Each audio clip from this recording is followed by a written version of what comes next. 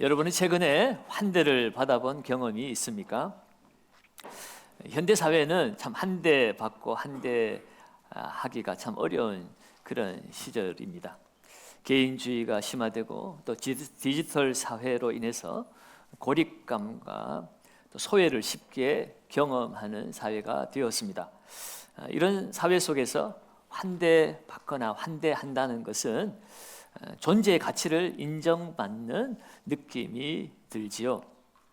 이렇게 환대가 좋은 일이라는 것을 우리가 너무나 잘 알지만 막상 현실에서는 바쁜 일상을 핑계로 또 여러 가지 상황들로 환대를 참 하며 살아가기가 어렵다는 것을 우리는 실감하기도 합니다.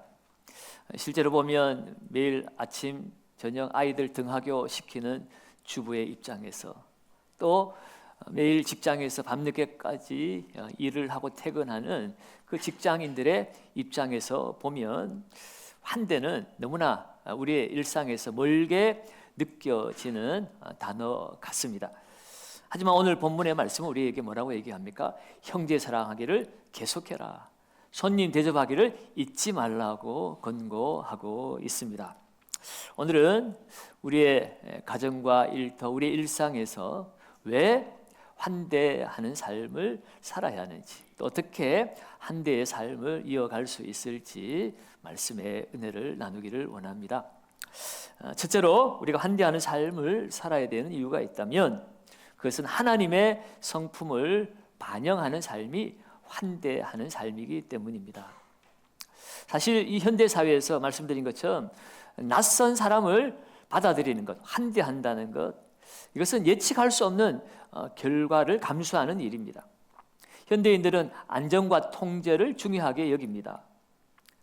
그러므로 낯선 사람을 환대하거나 낯선 생각을 받아들이는 것을 주저할 수밖에 없지요.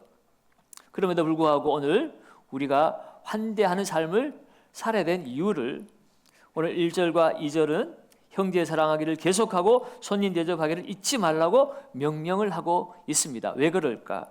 이것은 하나님의 우리를 향한 사랑의 방식과 연결되어 있기 때문에 그렇습니다. 우리가 형제를 사랑해야 할 이유는 무엇입니까? 하나님이 먼저 우리를 사랑하셨기 때문입니다. 죄인인 우리를 하나님은 조건 없이 받아주셨습니다. 환대해 주셨다는 거죠. 오늘 우리가 이곳에 와서 하나님의 가족이 되어서 하나님을 아버지라 부르며 예배하는 이유는 하나님께서 우리를 은혜 가운데 받아주셨고 환대해 주신 결과입니다. 그러므로 여러분, 오늘 우리도 하나님이 조건 없이 우리를 받아주신 것처럼 우리도 다른 사람을 환대하는 것, 그것이 바로 복음을 살아내는 삶이라고 말씀드릴 수가 있습니다. 이 환대의 삶이 먼저 공동체 안에서 형제의 사랑으로 시작되어지고 우리 안에서 형제의 사랑으로만 환대가 끝나는 것이 아니라 이제 외부적으로 확장이 되어서 낯선 이에게도 손님에게도 우리는 환대하는 삶을 살아야 할 것을 잊지 말라고 말씀하고 있습니다. 낯선 사람을 초대하고 그들의 이야기를 듣고 그들의 필요를 채워주는 과정에서 우리는 복음이 말로만이 아니라 우리의 삶으로 증거되어질 수 있기 때문입니다. 성경에 보면 누가복음 19장에 예수님께서 삭개오의 집을 찾아간 사건이 나오죠. 지난 시간에도 잠시 말씀드렸습니다만 삭개오는 세리였습니다. 지금의 세무공무원은 추앙받는 존경받는 직업군이지만 이 예수님 당시에 이 세금 공무원은 세금을 거두어서 로마에다 갖다 바치는 역할을 했기 때문에 당시에 매국노로 취급받았고 창교와 함께 죄인으로 취급받았던 사람들입니다. 다시 말해서 이 삭개오는 이웃에게, 동족들에게, 가족들에게도 환대받지 못하는 사람이었습니다. 그런데 예수님을 따르는 수많은 사람들이 있었지만 그 많은 사람들 중에 예수님은 삭개오를 집어서 삭개오의 집을 찾아가셨습니다. 많은 사람들이 예수를 보고자 할 때 예수님의 눈길은 삭개오에게 있었습니다. 누가복음 19장 5절에 보면 삭개오야 속히 내려오라. 내가 오늘 내 집에 유하여야 하겠다. 여러분, 자기 이웃도 가족도 멸시하는 자신을 이 세상 사람들이 가장 존경하는 메시아라고 하는 분이, 그분이 삭개오의 이름을 불러주었고 오히려 삭개오의 집에 가서 유하겠다고 말씀하신 이 환대의 예수님의 말씀 한마디에 삭개오의 인생은 송두리째 변화가 되었습니다. 누가복음 19장 8절에 보면 너무나 감격한 이 삭개오가 예수님께 뭐라고 고백합니까? 주여 보시옵소서, 내 소유의 절반을 가난한 자들에게 주겠사오며 만일 누구의 것을 속여 빼앗은 일이 있으면 내 갑절이나 갚겠나이다. 지금 이 삭개오가 이 말을 뱉을 때 그가 무슨 신학적 논리나 교리를 완전히 이해하고 예수님께 고백하는 것이 전혀 아닙니다. 오직 이 삭개오는 그 예수님의 따뜻한 부르심과 환대에 감격하고 있습니다. 그 주님의 환대에 그의 삶이 새로워진 것이에요. 그의 삶의 가치관이 바뀌어졌습니다. 내가 가족에게 동족에게 따돌림 받더라도 내가 돈만 있으면 돼 라고 굳은 마음을 먹고 남들이 다 죄인 취급하는 그 세리의 길을 당당하게 걸어갔던 그가 이제 돈도 필요 없다는 거죠. 소유의 절반을 가난한 자들에게 나눠주고 속여 빼앗은 것을 내갑절로 갚는다고 합니다. 그렇게 되면 지금까지 그렇게 멸시받으면서 모은 돈이 다 사라지게 돼요. 그럼에도 불구하고 그는 기꺼이 나는 이 재물을 포기할 수 있습니다. 이제는 돈을 의지하는 삶이 아니라 하나님을 의지하는 삶을 살겠습니다 라고 그가 신앙 고백을 하고 있습니다. 그리고 이러한 그의 행동은 내 재산을 가감하게 투자해서라도 삐뚤어진 이웃과의 관계도 내가 회복하겠습니다 라고 말하는 거예요. 하나님과의 관계가 회복되어지니까 자연스럽게 이웃과의 관계도 회복되어지고 있습니다. 여러분, 이처럼 환대는 단순한 예의범절을 넘어서는 것입니다. 미덕을 넘어서는 것입니다. 인간의 존재의 의미를 발견하고 윤리적 책임을 다하고 정치적 정의를 그리고 미래의 가능성을 열어가는 중요한 열쇠가 바로 환대가 되었습니다. 그러면 여러분, 오늘 우리도 예수님처럼 하나님의 자녀이기에 하나님과 같이 그 하나님의 성품 환대하는 삶을 우리도 실천하며 살아야 합니다. 우리 주위에도 삭개오와 같은 사람들이 있습니다. 나와 정치적 견해를 달리하는 사람들이 있습니다. 삶의 방식이 전혀 이해되지 않는 사람들이 주위에 있습니다. 나와는 너무나 다른 배경을 가진 사람들이 있습니다. 솔직히 이런 사람들과 관계하고 이런 사람들을 환대한다는 것이 얼마나 불편한 일인가 우리 너무나 잘 알고 있습니다. 그러나 바로 그러한 불편함을 넘어서는 것이 바로 하나님의 사랑을 실천하는 것입니다. 불편하지만 실천하는데 거기에 진정한 사랑이 깃들어 있는 거죠. 여러분은 오늘 불편한 사람들을 환대할 준비가 되어 있습니까? 두 번째로 환대해야 되는 이유는 환대는 신앙 공동체를 세우는 영적 실천이기 때문에 그렇습니다. 오늘 2절 말씀을 우리 다시 한번 보겠습니다. 손님 대접하기를 잊지 말라. 이로써 부지 중에 천사들을 대접한 이들이 있었느니라 라고 말합니다. 오늘 이 말씀은 아마도 창세기 18장에 아브라함이 천사를 맞이한 사건을 염두에 두고 말한 것 같아요. 창세기 18장에 보면 아브라함이 어느 뜨거운 태양 아래 낯선 세 사람이 거닐고 있는 모습을 보았습니다. 자기 집 앞을 지나고 있는 낯선 세 사람, 그 뜨거운 태양 아래에 그들이 지나가는 것을 보고 그는 모른 척하고 외면하지 않았습니다. 쫓아가서 그들을 영접하고 그들의 물을 내어서 발을 씻겨주고 음식을 제공하고 그들이 편히 쉬게 모든 편의를 제공해 주었습니다. 그런데 알고 보니 놀랍게도 그 낯선 세 사람이 누구였습니까? 바로 하나님의 사자, 천사들이었던 것이에요. 아브라함이 알고 그들을 맞이한 것이 아닙니다. 그냥 지나가는 사람, 내가 환대하는 마음으로 그들을 맞이한 것뿐인데 지나고 보니 그들은 하나님의 천사들이었다는 것입니다. 그 결과 어떤 일이 일어났습니까? 창세기 18장 10절에 보면 그 천사가 이야기를 합니다. 그가 이르시되 내년 이맘때 내가 반드시 내게로 돌아오리니 내 아내 사라에게 아들이 있으리라 하시니 사라가 그 뒤 장막문에서 들었더라. 내년 이맘때 아들을 낳을 것이라고 했는데 내년이면 아브라함의 나이가 100세입니다. 사라는 90세죠. 그러니 이거는 이루어질 수 없는 일입니다. 그래서 사라가 뒤 장막문에서 웃었더라. 가짜는 거죠. 말도 안 되는 소리를 내 나이가 몇인데 내년에 아이를 가지리라. 내 남편이 나이가 100살인데 말도 안 되는 소리 하고 있네 하고 뒤에서 속으로 웃은 것입니다.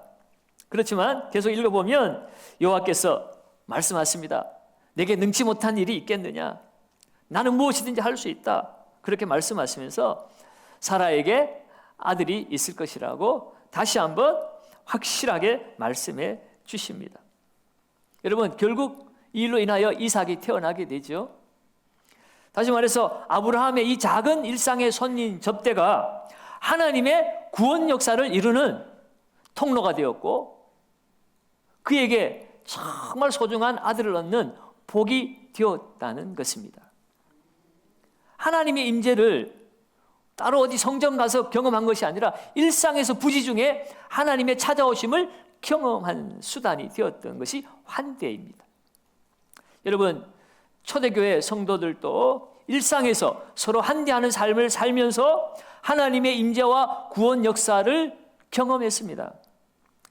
사도행전 2장 46절 47절을 보면 초대교회 그 성도들의 삶의 모습을 이렇게 증거하고 있죠.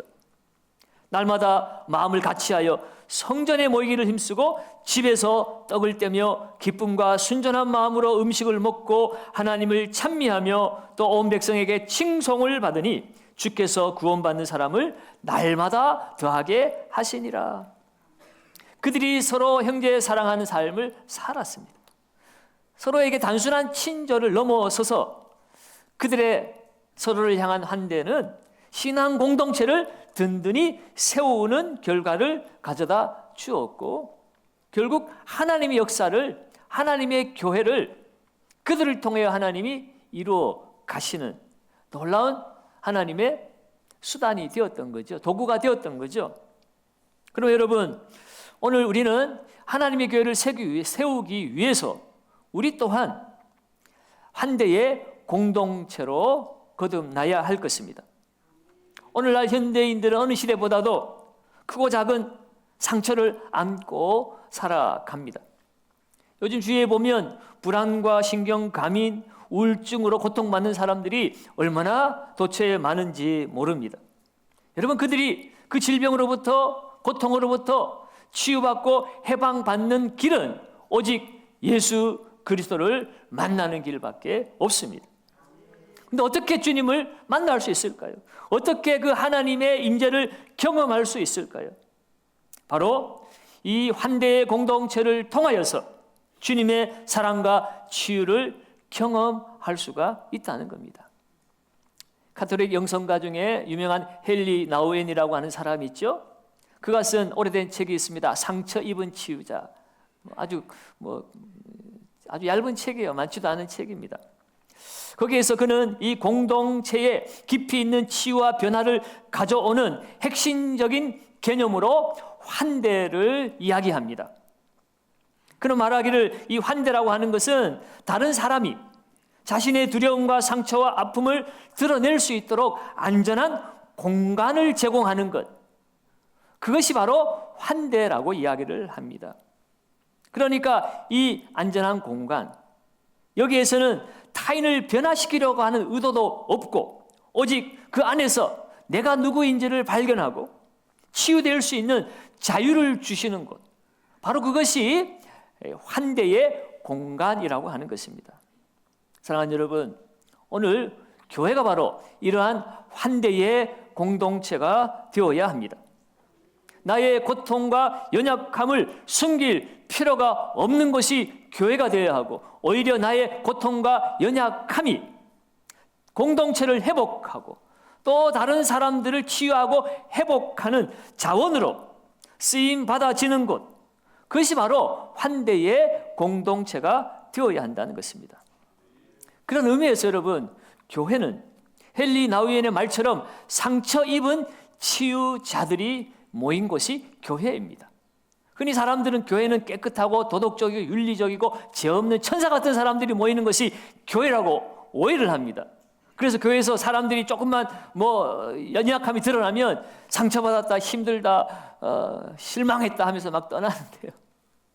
여러분, 교회 안에서 오히려 상처 입은 사람, 죄 많은 사람, 흠 많은 사람들을 발견하는 것이에요. 그들을 구원할 수 있는 것은 오직 주님이 임재하시는 곳밖에 없기 때문에 교회는 죄인들이 모여 있는 곳이 교회예요.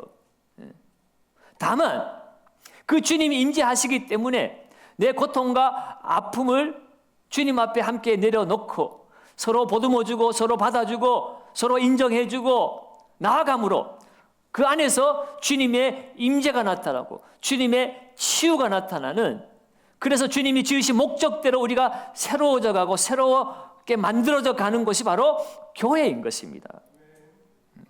그것을 알아야 하는 거죠. 그래서 우리 교회 안에도 전도회가 있고 전도회 소그룹이 있고 또 사랑방이 있고 각종 사역 그룹들이 있습니다. 여러분, 그러한 모든 공동체, 모든 소그룹은 환대의 공동체가 되어야 합니다. 우리 주님도 마태복음 18장 20절에 두세 사람이 내 이름으로 모인 곳에 나도 그들과 함께 있느니라. 주님이 계신 곳은 공동체예요. 두세 사람이 함께 내 이름으로 있는 그곳에 주님도 함께 있겠다는 것입니다. 두세 사람이 모여가지고 뭐 하라고 하는 거예요? 주님이 모여가지고 고스톱 치는 거 좋아할까요? 모여가지고 누구 험담하는 거 좋아할까요? 모여서 뭐 하라는 겁니까?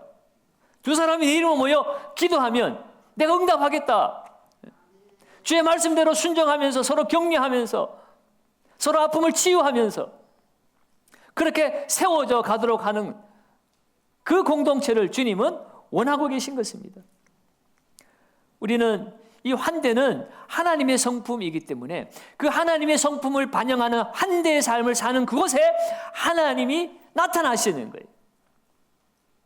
환대의 삶을 통해서 하나님을 경험하게 됩니다. 우리가 읽어보았지만 말씀드렸지만 창세기 18장에 아브라함이 나그네를 환대했는데 그곳에서 하나님의 임재를 경험했습니다. 하나님의 말씀을 들은 거예요.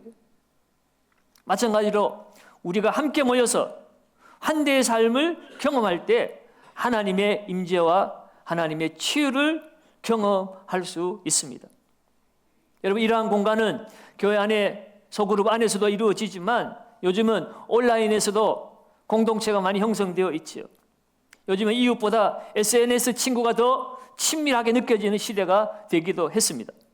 여러분, 이 SNS 안에서도 힘들어하는 지인들이 있다면 그들에게 따뜻한 댓글 한 줄, 용기를 주는 메시지 하나, 그리고 온라인 공간에서 배제된 사람들을 같이 함께 챙겨주는 작은 배려들, 이런 것들이 공동체를 세워가는 환대가 될 수 있습니다.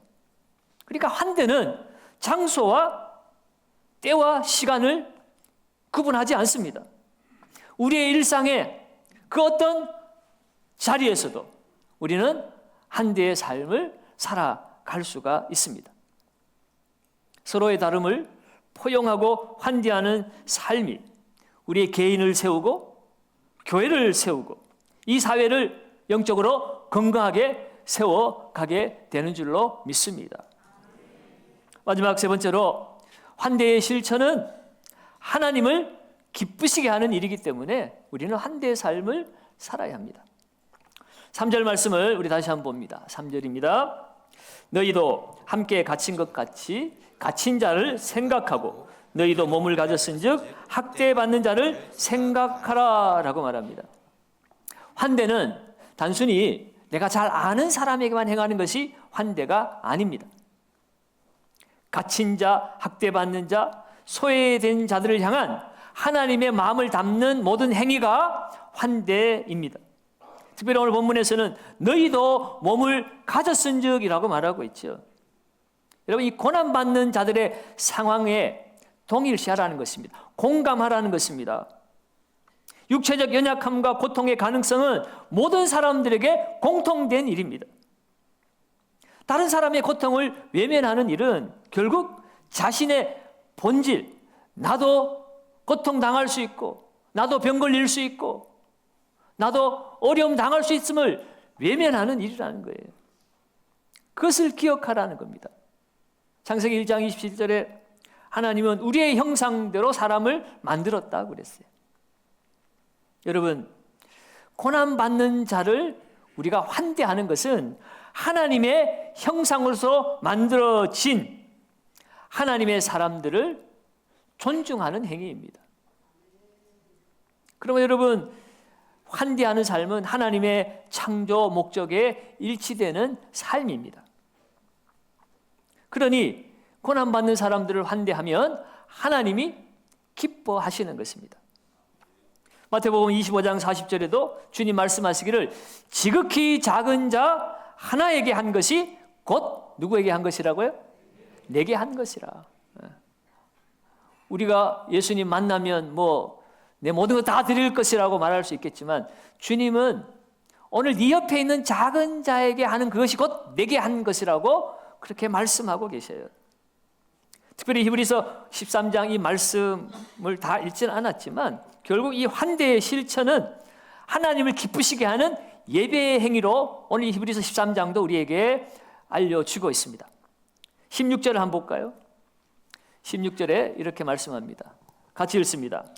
오직 선을 행함과 서로 나누어 주기를 잊지 말라. 하나님은 이 같은 제사를 기뻐하시느니라. 아멘. 여러분, 이 제사는 예배입니다. 하나님은 우리가 산제사, 산제물, 짐승의 피가 아니라 우리의 몸 전체가 삶이 하나님 앞에 제물로 드려지는 제사를 원합니다. 그것이 예배이고 그것이 하나님 기뻐하시는 영적 예배라고 로마서 12장 1절에서 말씀하고 있지요.